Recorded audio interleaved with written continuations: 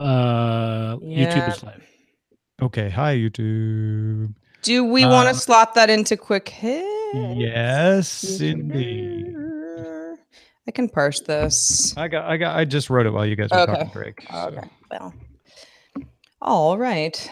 Turns out they were not that complicated. But I could actually understand about Drake's self-deprecation and the new calculus of releasing albums while parsing Microsoft Drinks. That's why Drake is a lifestyle. He's the definition of multitasking. Right. He permeated me. You can think about him and still write earnings. It's probably a bad way of putting it. 1, 2, 3. Don't let anybody permeate you. What about iterate? Tell me where Drake permeated. You're an individual permeated by no one. Except your brother. All right. So I threw it in as the last quick hit, Roger. Got it. Oh, my tongue. They used to give me their earnings. Which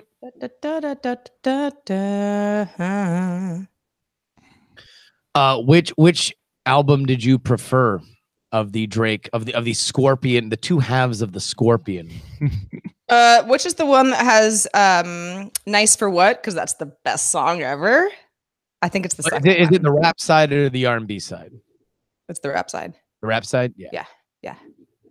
I mean, I'm always going to go for the hip hop over the R&B if given a choice. That's what I'll do, because I'm like, I'm in my car, I'm doing errands. That's what I want to hear. But yeah, I mean, it's a really solid album. If you've got the time, 5 songs, I mean, it's good. It's really good. I kind of feel like Drake singing is sort of like McDonald's doing the filet of fish. It's like or the McRib. It's like what's that song? Well, just him singing in general. It's like obviously very popular. It's not really for me, but you can't say that it was a bad idea for a brand decision that now he sings. It introduced him to a new demographic. It excites his core demo. So it's like, but also I just think he's a really good rapper. I very much enjoy. Me too. Song. Yeah. I mean, and we're not the only people being like, let's come out in support of Drake. I mean, he's doing finally great. Someone was willing to step forward. I mean, let's think back to Hotline Bling. That, was overplayed. Yeah. I literally have a sweatshirt, which I believe Ashley does as well. Hotline Bling sweatshirt. So it's like, it's sort of tongue in cheek, but like that's Drake singing, and that was one of the biggest songs he's ever done. I will say that Story of Adidon, to wrap up this conversation, the Pusha T diss belongs. Sure. Like it is a testament to Drake's titanic stature that he survived it. And I don't mean as a career. I mean physically, that he didn't die. And by stature, you mean how it is a thorough carpet bombing destruction of a human being. Yeah, in fact, I'm with you. We kind of just all went like, whoa, Pusha might have won that round. And now we're just done with the conversation. Yeah. Who else is a winner? The listeners. That's true. All right. Hey, Justin, would you like to read line 3? Hell yeah, Tom. I would. All right. Here we go. 3, 2. Thanks to everyone who supports Daily Tech News Show directly. To find out more, head to dailytechnewsshow.com/support. Oh, this is the Daily Tech News for Thursday, July 19th, 2018 in Los Angeles. I'm Tom Merritt. And from Studio Feline, I'm Scooter Lane. From Oakland, California, I'm Justin Robert Young. Justin, have you caught up? Sarah's calling herself Scooter these days. I've never been more thrilled and never been more disappointed in myself that I have not called her Scooter yet once. In listening to her new podcast, Have Such a Nice Day, I kept saying, I get such a good day. Such a great day. point, Scooter. Producer Roger Chang is here as well. Roger, have you thought of a nickname? Spotty Chang. Spotty Chang. Temporarily appropriate. Hopefully. Roger seems like a nice guy. He's kind of spotty. Spotty Chang.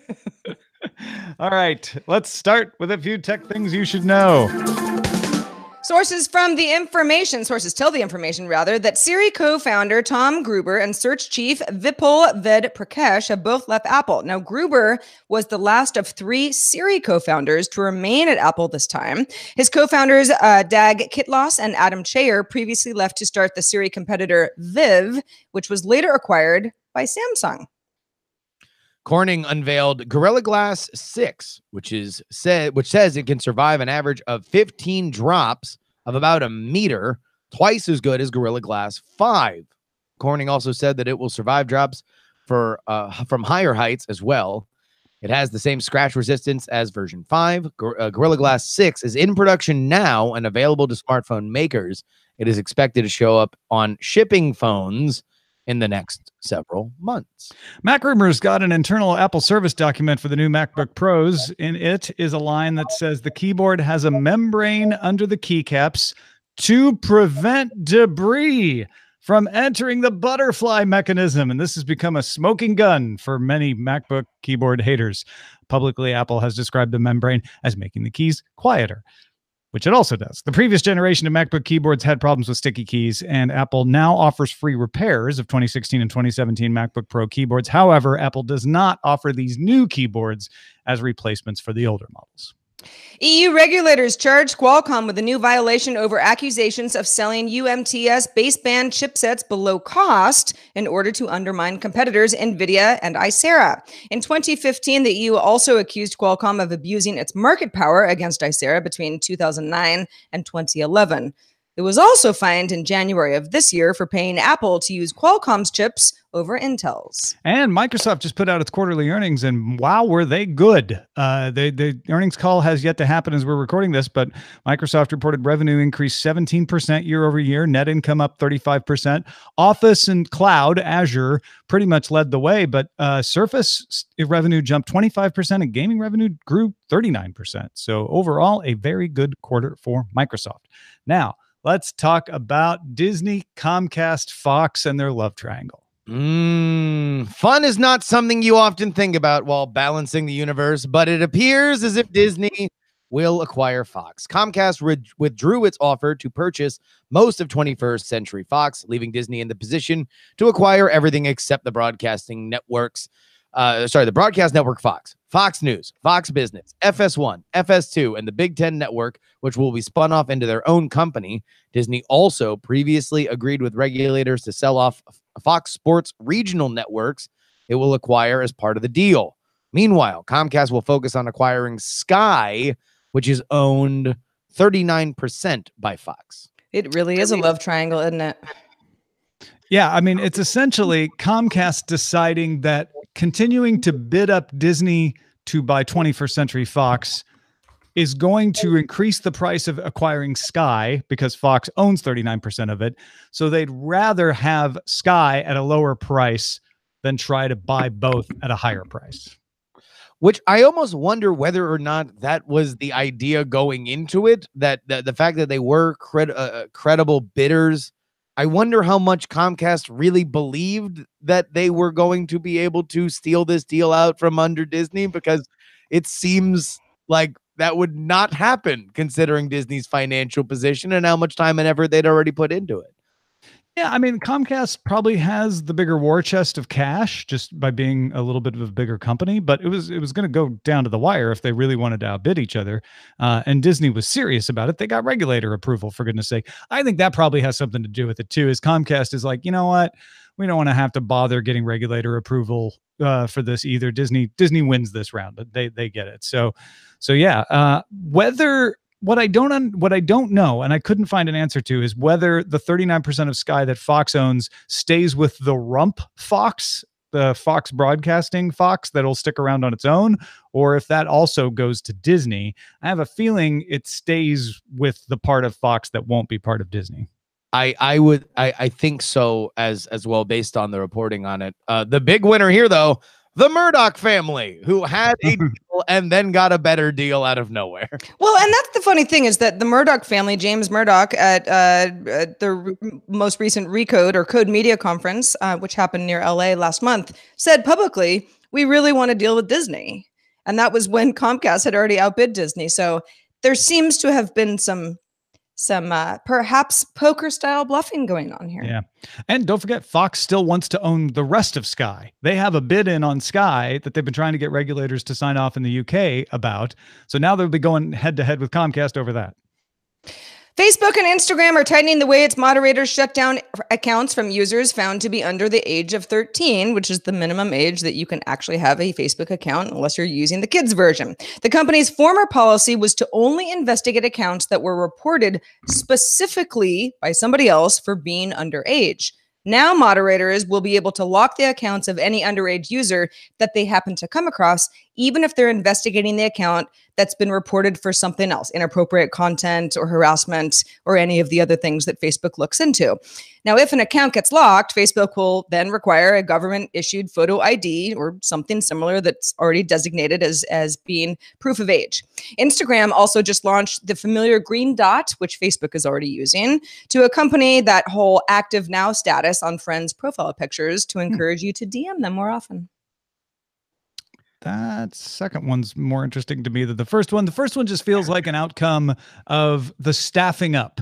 It used to be that companies were like, we're lean, we're mean, we're startups. We don't want to hire a lot of people. And that's why they'd look the other way, because they didn't want to have to hire as many moderators. But Facebook has to hire a bunch of these moderators for all kinds of other reasons now. You might as well have them not turn and I agree with you. In fact, I again, won't throw anybody out here specifically, but I have a lot of friends whose kids are for sure under 13 who have active Facebook accounts. I'm not reporting those accounts, but if I were to report them for some other reason, let's just say, something happened from that account where I was like, this is not cool.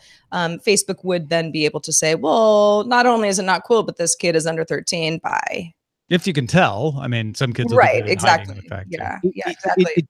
It seems to me that a lot of the stories that we are seeing from the social networks are indicative of kind of a maturing age for them as well. That I think that the Twitter bot purge was something that I felt was a sign of maturity from that company that had so, harshly been judged for its growth rate. Right. And so to kill users is something that would kind of be anathema to them. This is something that you always have to be careful. And this is another Twitter lesson that the more you moderate, the more everybody wants you to moderate about other stuff. Yep. Right. To prove that you can do anything is to prove you can do everything. But I think it is a necessary way to police your stated rules. And every medium has gone through it. Comics had the anti-violence. Television at one point didn't have any standards about what you could broadcast when, and they went through controversies about it. They seem quaint now because it was about, cowboys shooting guns and stuff like that. But at the time they were very serious. So this is analogous to that too. Bloomberg sources say Google's Project Fuchsia operating system is being designed to work better with voice interaction. That's one of the cores of it. It's also meant to handle frequent security updates, which could help prevent fragmentation. And it's supposed to look the same across devices from Internet of Things sensors all the way to laptops. Fuchsia also uses the Zircon kernel, not Linux. Google started posting Fuchsia code online in 2016, some of which is open source. Bloomberg sources say the plan is to put Fuchsia on connected home devices within 3 years, then move on to larger machines. The team intends Fuchsia to eventually replace Android within the next 5 years, although the executives haven't quite signed off on that because there's a lot of other parts of the company that are heavily invested in Android and how it works. So they have to figure all that yet. But the executives do support Fuchsia. So this will be an interesting one to watch. And also, why would Android not just, the team that's in place working on Android not be doing what Project Fuchsia is supposed to replace Android with? 5 years that may or may not happen.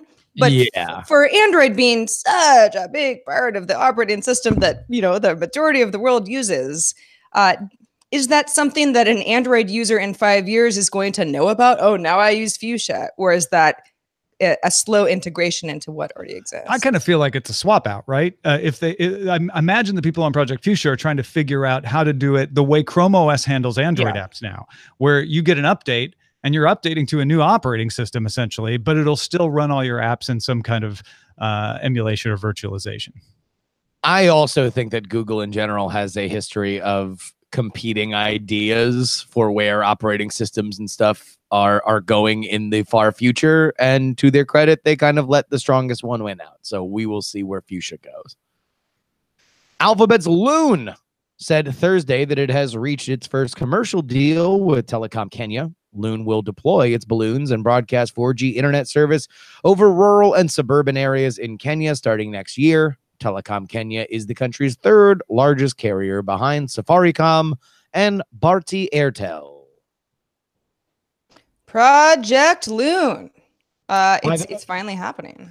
Yeah. Sorry, I got distracted because thank you, W. Scottus1, or I'm sorry, Ken from Chicago, who pointed out that CNET has a denial from Google saying there isn't a 5-year plan for Fuchsia. Described the OS as one of many experimental open source projects.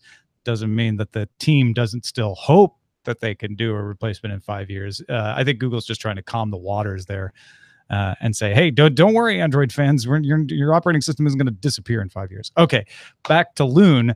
This is big because Project Wing, which was Facebook's internet from the air, has essentially been outsourced. They're trying to find other manufacturers. It's not quite grounded, but it's not flying.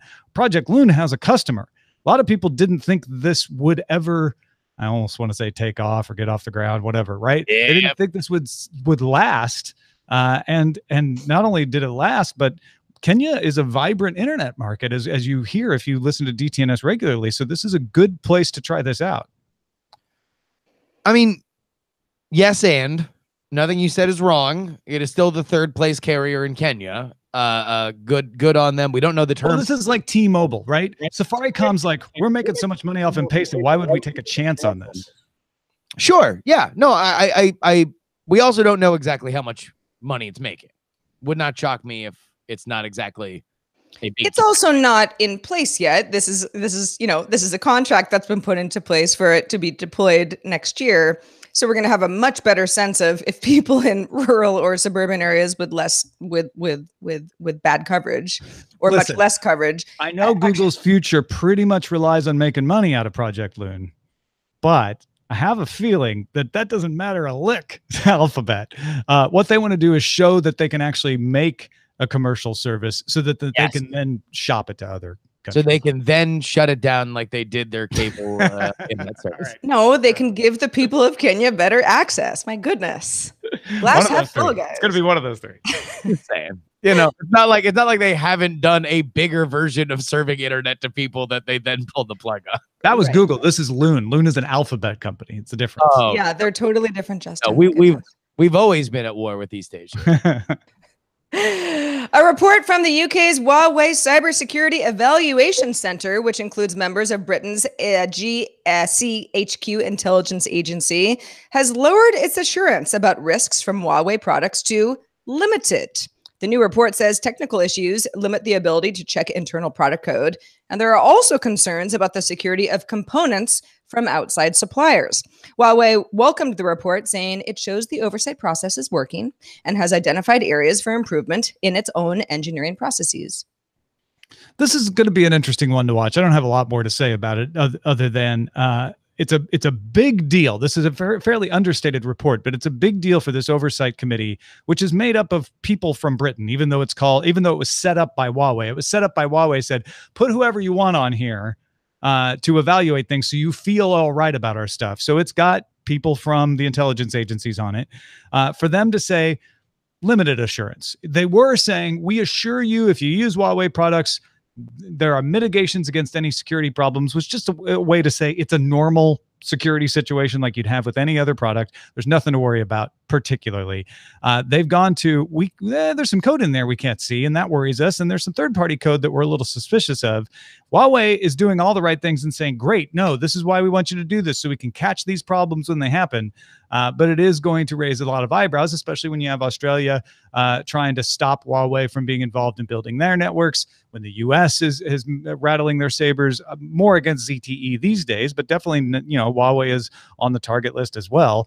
It does look like maybe the UK is starting to turn that way too.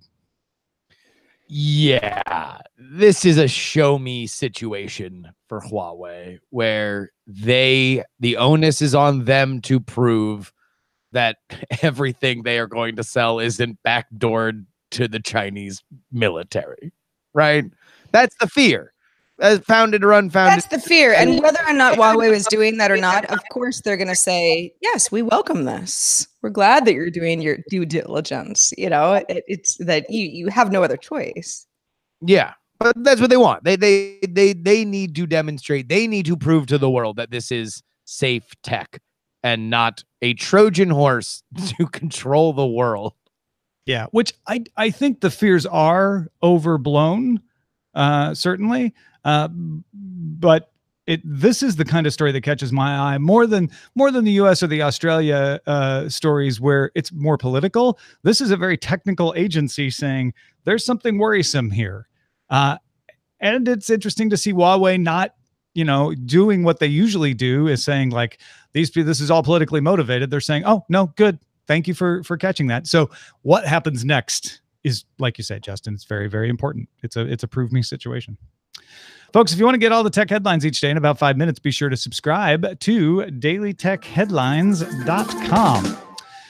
Well, DC announced at San Diego Comic-Con that its streaming service DC Universe will launch this autumn as a hub for everything DC. If you hadn't heard about it, it's not just going to have TV and movies. It'll also have comics. You can even look at the comics on your television, which they were trying to say, like, comic reading can become a group activity. I'm not so sure about that, but you can also use it on mobile and stuff. There'll be an encyclopedia and a social platform. More on that in a second. DC Universe will cost you $8 a month or $75 if you want to pay for a whole year at once, so under the Netflix $10 amount. Subscribers who pre-order get an additional 3 months free. DC is going to also produce 5 original shows for the platform, 3 live action and 2 animated, in conjunction with Warner Brothers. They will have back catalog as well, like all the Christopher Reeve Superman movies are supposed to be on there. A lot of other animated stuff on there. The CW shows that are in the DC universe will be available for rent or sale because they're kind of tied up with CW, but they will be somehow included. What caught my eye about this is DC reps talking about how the goal is to gather fans of DC under one roof to share their love of the universe in a way that isn't done very well at places like Facebook and Twitter. They pointed a lot to their discussion forums, the ability to create and share lists of favorites, the encyclopedia entries, trending publications. They're still working out the details on this, but they're really trying to push this as, hey, if social media is too toxic for you, why not come into the DC universe and be among friends? They do have experience of patrolling for toxic behavior and harassment and moderation from the DC All Access app, which is just kind of a news app that has forums and interaction there. So it's not like they're new to this, but I thought this was really interesting as a potential new trend that we're starting to see more of these kind of bundles that say it's not just video, it's also other items and the ability to interact with the people already like the thing you like.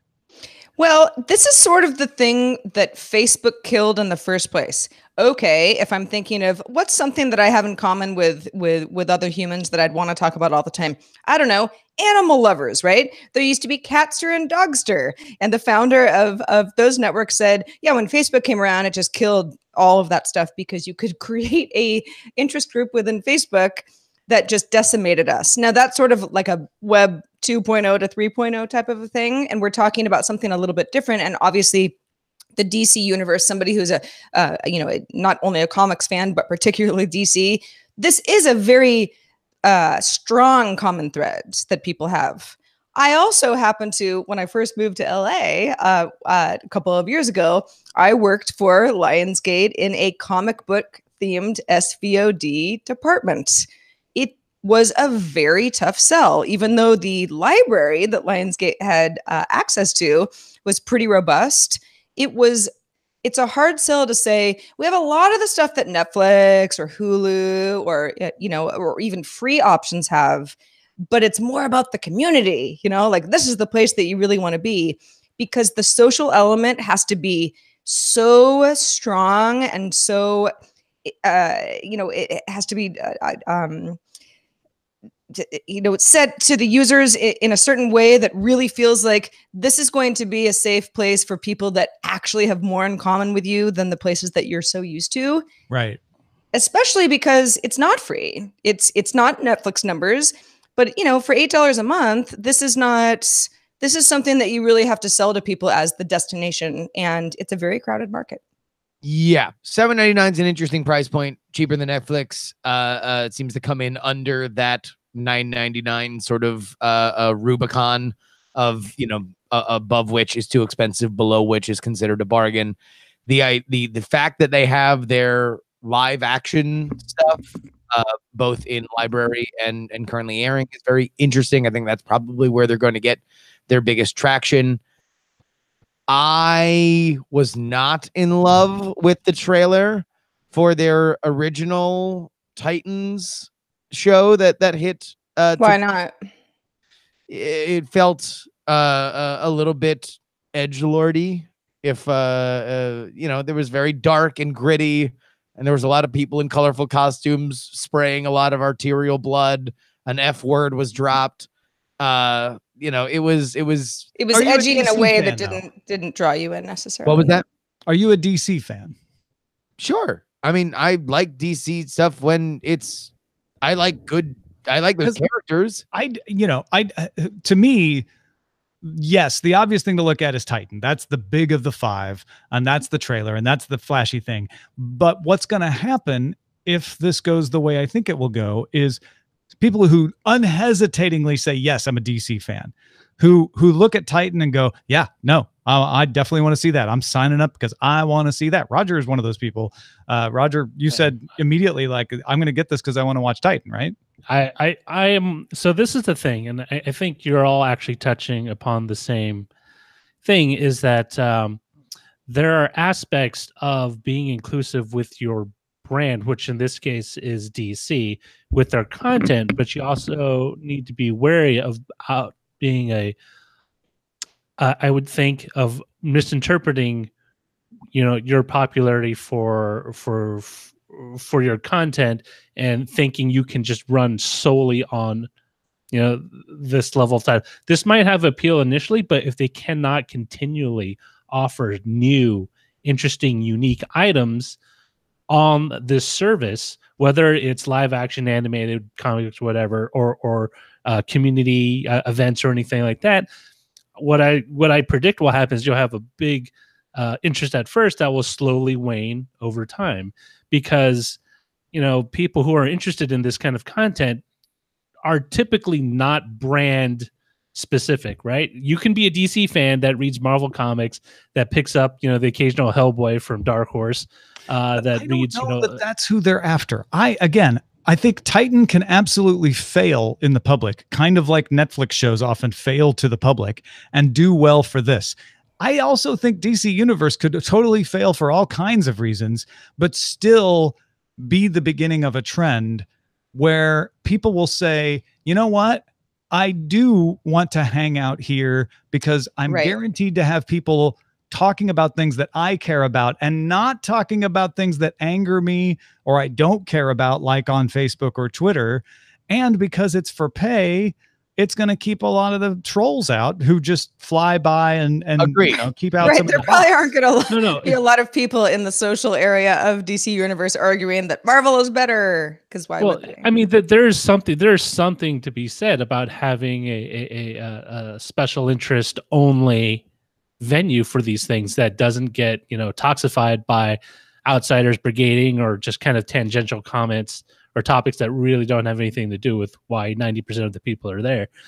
But I think the danger of all this stuff is you need to they probably might have a list an arm long of content they want to put out, but it needs to be continually refreshed for it to, in the long term, for it to kind of have any staying power, because then people will say, hey, you know what, if they offer me to buy Titans a season, I don't need to subscribe, I'll just buy that, right? Or honestly, subscription services take that risk all the time, and they usually win because people are more likely to leave a subscription going they're not using than to cancel even it, right? even Netflix knows that they need to continually pump in new content into that. Let's assume that they do that, though. Like, that's what all subscription services know they need to do. Let's go back to Justin.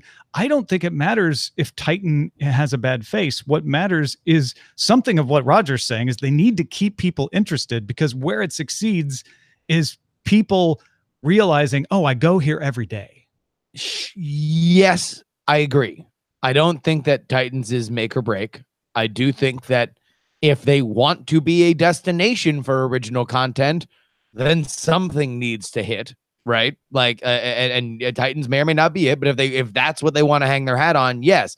If they want to be the best forum for DC fans to talk, then the fact that you can rent the more popular or purchase the more popular CW shows and then have a place where you can talk about them with like-minded fans is interesting.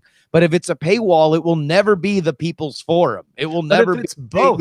I think this could possibly be the birth of a new form that could be the thing we've been waiting to threaten the Facebooks and Twitters of the world, and an offshoot of the domination of Netflix. I think that you are 100% correct in that the scale that Facebook brought to these groups has made them untenable to some fans. I am included in them. All my interests, they have Facebook groups. I've tried to join them. I found them all very aggravating, very, very quickly. Except ours, of course. Obviously. Yeah. And they bother me personally. So if there were a place where I could have these conversations that I enjoyed, sure. But man, the boomerang of social is coming back. Betting on more that, shared interests. Betting on that is very hard. Also, release the Snyder Cut, you cowards.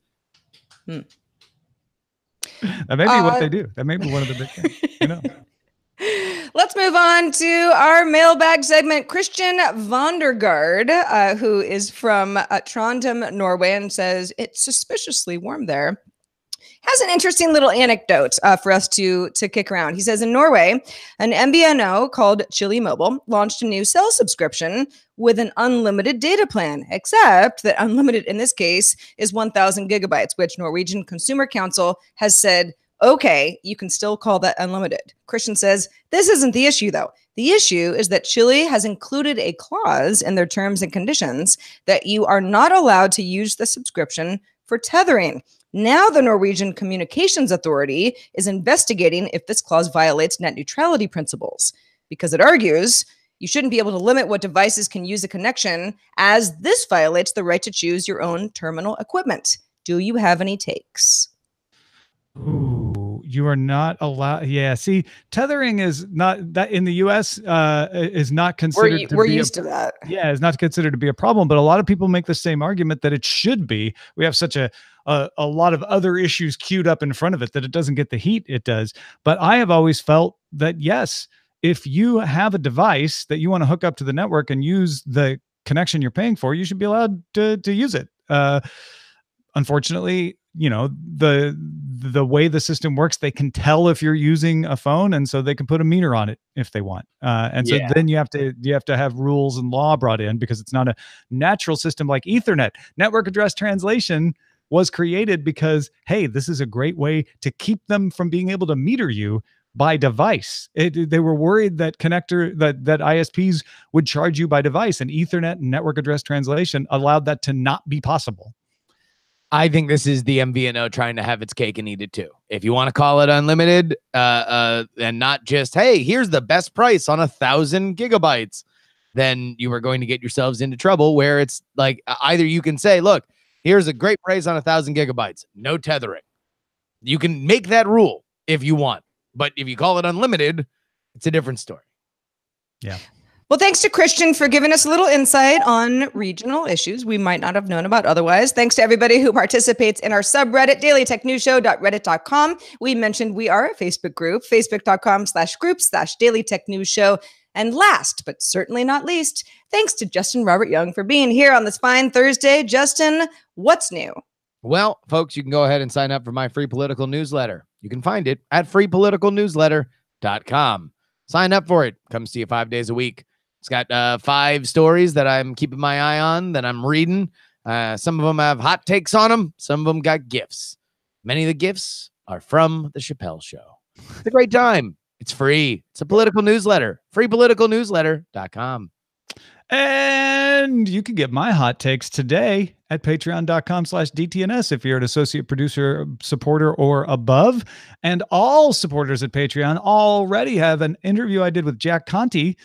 He is the founder of Patreon, but we just talked about the internet. It was a really fun 20 minutes or so conversation about where the internet's been. Is it over?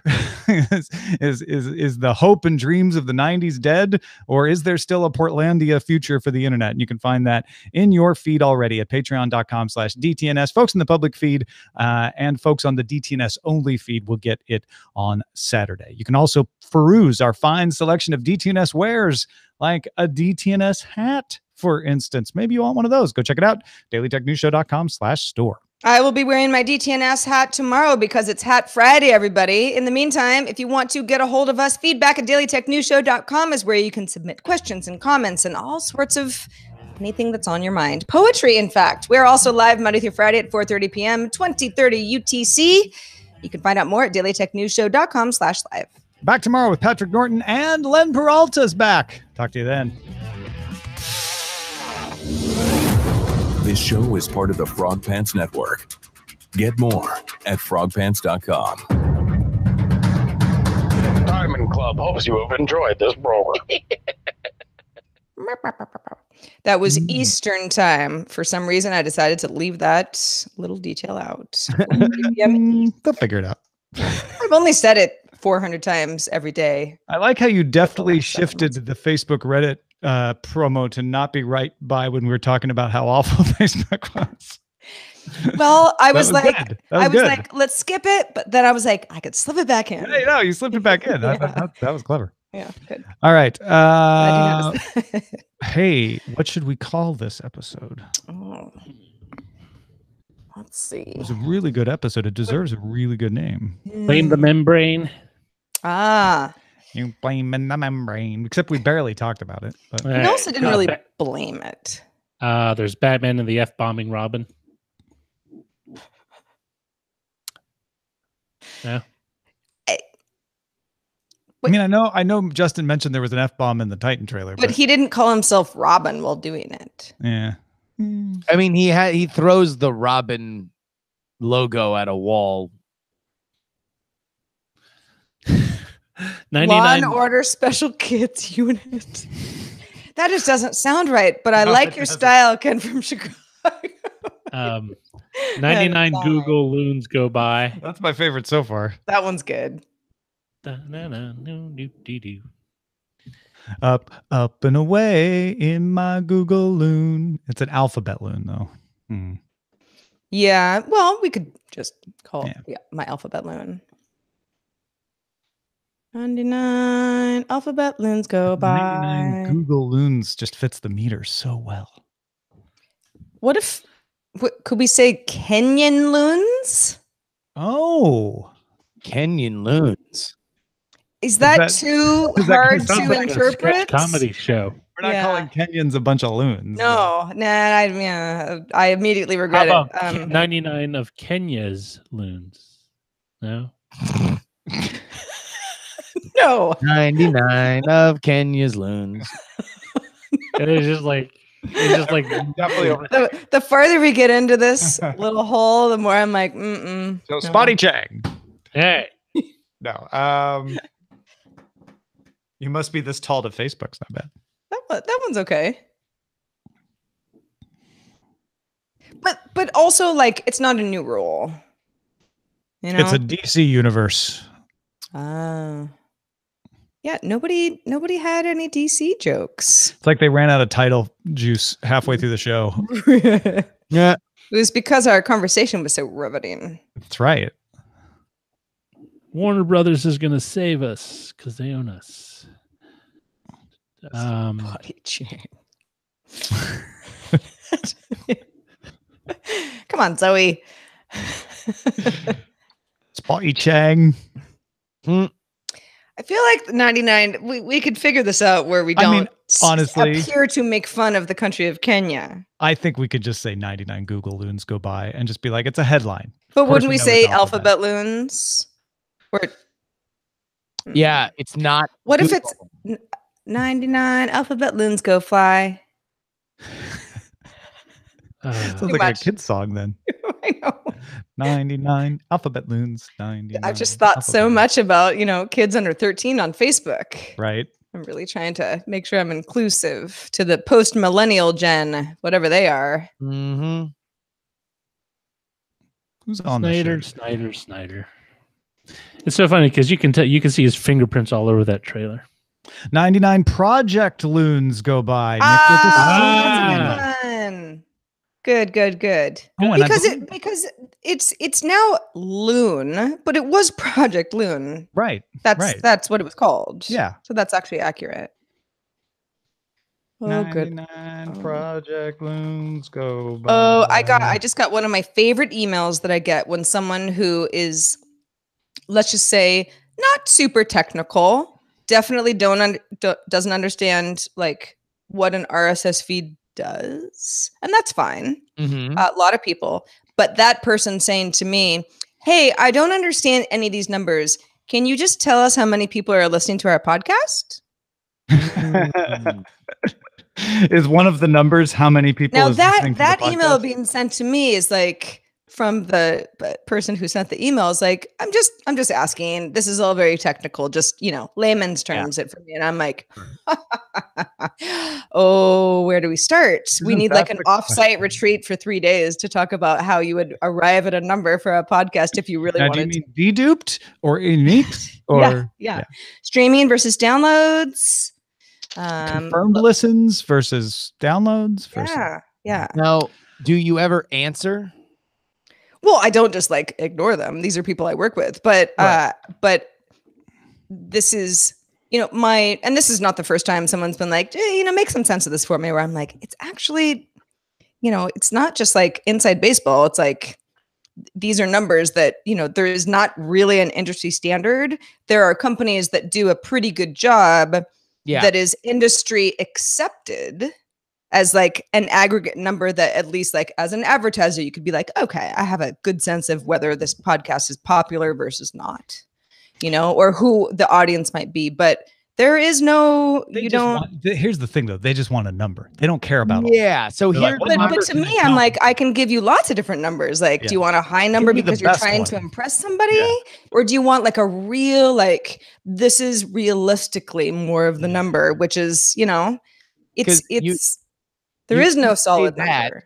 And my initial thought is reflexively like, not today, Satan. I'm not going to send you a number that you're going to be mad at, and I'm going to be the messenger that told you a number. Just give you a number. It's a very loaded email, isn't it? Yeah. Where I'm like, what do you want? Do you want to seem like success, or do you want to be real? It reminds me of this email that I got from a listener, which we get these emails pretty regularly. Like, hey, your podcast isn't updating in my thing, and then I start the process of like, which thing, which feed. We have several. They assume I know which one they're talking about. And this one, pretty quickly, the guy's like, oh, it's SoundCloud. And I'm like, easy answer. We don't update to SoundCloud anymore. I didn't realize anyone was using the SoundCloud RSS feed because we never promote that. So I'm like, sorry about that. Here, try this feed. And I gave him the actual audio feed of the public one. And he wrote, thanks, Tom. I may be in the telecom field, but not on the IT side. Ask me anything you want about cell towers and antenna placement, but RSS feeds are strange and wondrous creatures that inspire great mystery for me, which I thought was the best response ever, because cell tower and antenna placement is full of wondrous mystery for me. So, I'm pretty, I'm well aware that because of our line of work, I do understand all of the stuff, but I do think half the time it's extremely clunky. And I know that I can't explain it to just anybody. So it's like, this is not something where I'm like, just pay attention. Why are you listening? This is hard. It's like, it's a concept that doesn't make a lot of sense to a lot of people, and they don't need to spend too much time worrying about it because it doesn't work that well for us either. It's just there's a format, at least that I use. So it's like, yeah, I can give you a ballpark number, but you can't, I don't know. You can't, it's harder than it sounds. It's like Nielsen ratings. Sure. You know, I mean, you don't have accurate numbers ever. That's just the accepted way that advertisers, decide what to spend money on. Yeah. So true. I'm gonna watch only smart shows. So Nielsen thinks Americans all watch smart shows. That's right. You're a smart show. Did a whole thing on an episode of Roseanne when who became I think it became a Nielsen household, and they're like, "Oh, we got to game it." So old Roseanne then. Okay. Yeah, an old Roseanne from like the old days. Hey, I figured out now that we're using a different CDN, we're using Acast for the CDN. I figured out a new way to script the feeds. Hey, the old way to script the feeds was I would not notice that the URL I was pulling out of the SoundCloud feed was actually the Daily Tech headlines, not DTNS, and I'd accidentally put Daily Tech headlines into the DTNS feed, and then I'd have to go to replace it. Now what I did is I didn't notice that I was still in the Daily Tech headlines screen, and I uploaded Daily Tech News Show to the Daily Tech headlines feed. So the solution is just think about it more. It's a lot easier to fix. I just go delete the show from the Daily Tech headlines feed and then uploaded it to DTNS. Yeah. That's why I was late. Within Acast, it's if you weren't paying attention, because the only time I'm in Acast is for headlines currently, right? So I'm like, I'm never gonna choose the other one. And Acast actually makes it really easy. It has streamlined. It was super easy to fix. Yeah. Which I think it was Alan Char was like, "Isn't that bad? If it's easy to fix, you won't be punished enough to keep." And I'm like, "No, it's stress that makes me make mistakes. So making it easy to fix will help, I think." The punishment does not fit the crime, Alan. If you can't do the time, don't make the typo. Oh, well, 3 strikes and you're out, Tom. Yeah, I know. Shakira's return for you. If that were true, I would have been done with the show a long time ago. Right, I know. I'm like, oh, did I just say something dumb again? I was in prison a long time ago. Wait, did I upload to the wrong feed again for the 15th time? Right. But no. Indeed not. Hi-ho. Nice. Remains to be seen how well the show does.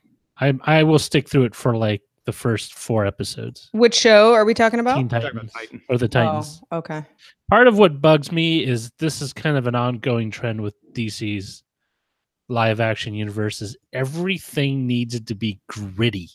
For some bizarre reason. Dark and gritty. You'll never believe that this is finally the dark version of the story. And it's slow.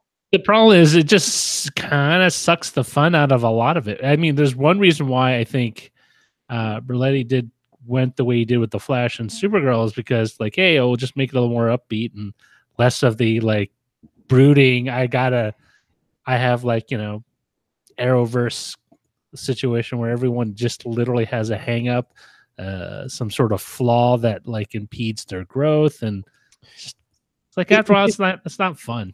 Oh, it's just that side has been strip mined. The idea of the gritty superhero is the supernova that really kind of born out of was this modern pop culture trend, right? It was Blade being taken seriously. It was X-Men being treated seriously. And in that case, and then of course Dark Knight probably is like the zenith of it.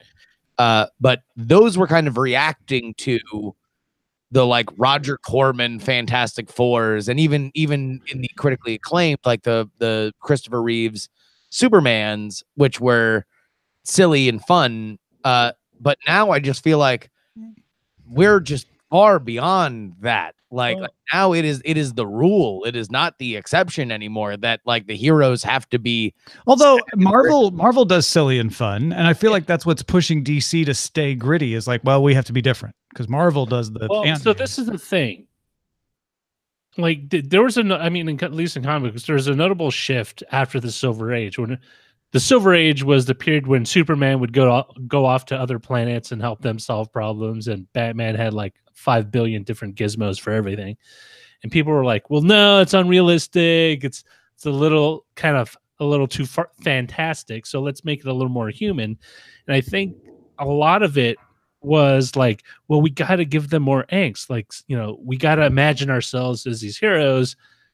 What would we think of in this situation? And so it was kind of a reaction to the Silver Age where things, that's where Tony Stark, as a character from Iron Man, hey, let's make him flawed. He's going to be an alcoholic, right? Let's make Steve Rogers flawed when he comes out because he was brought in from a period from the 40s into one that he doesn't quite fully understand when he was iced out or unfrozen into the 60s. He didn't understand there was a counterculture movement. Everything wasn't, the North wasn't North, South wasn't South, and things weren't necessarily the way he thought they were supposed to be. The problem is, like, especially movies. TV is, there's a give and take.